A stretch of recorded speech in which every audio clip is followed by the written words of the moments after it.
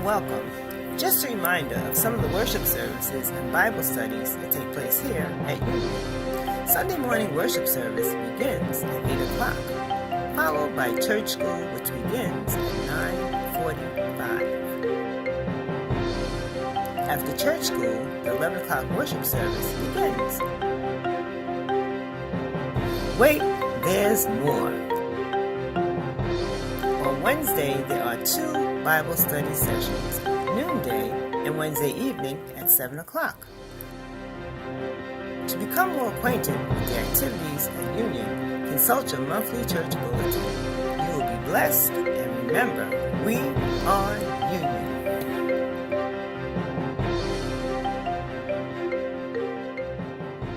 That is the story of this country, the story that has brought me to this stage tonight.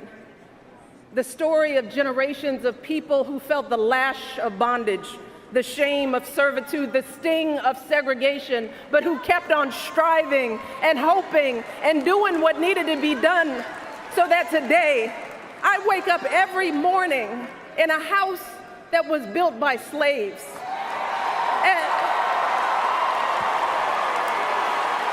And I watch my daughters, 2 beautiful, intelligent black young women, playing with their dogs on the White House lawn.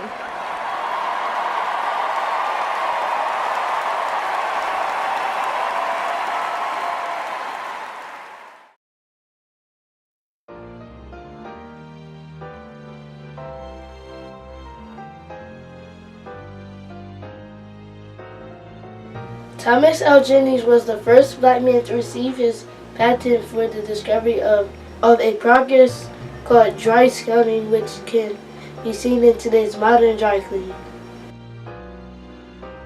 Jennings was born free in New York City. While in his 20s, Jennings became a tailor, but then opened a dry cleaning business in the city. It was while he opened his business that he developed dry scouring.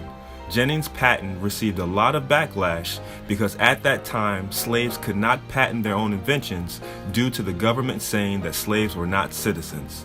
Since Jennings was a free man, he owned his rights to his inventions.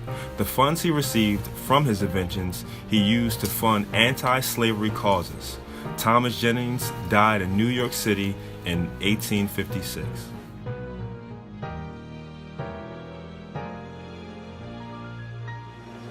Clara Brown established a successful laundry business during the Colorado Gold Rush and was the first African-American woman in Denver.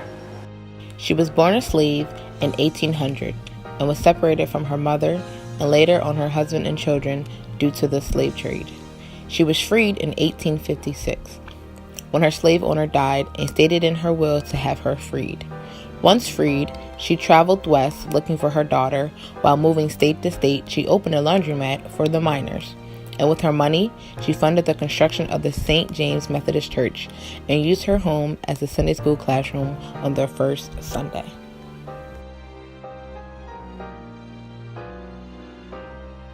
Frederick Douglass. Many know him as a fiery abolitionist, but in his later years he ventured into business, real estate in Baltimore and published the North Star, which was an anti-slavery newspaper.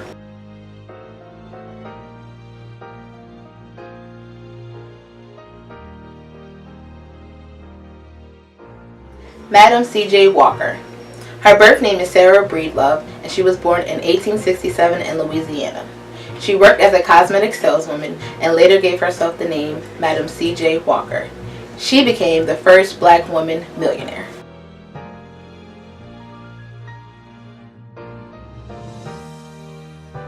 Garrett Morgan, who was born in Kentucky in 1877, he began his career as a sewing machine mechanic. He then went on to patent several inventions, such as the traffic signal and a breathing device that would later be the blueprint for gas masks during World War I.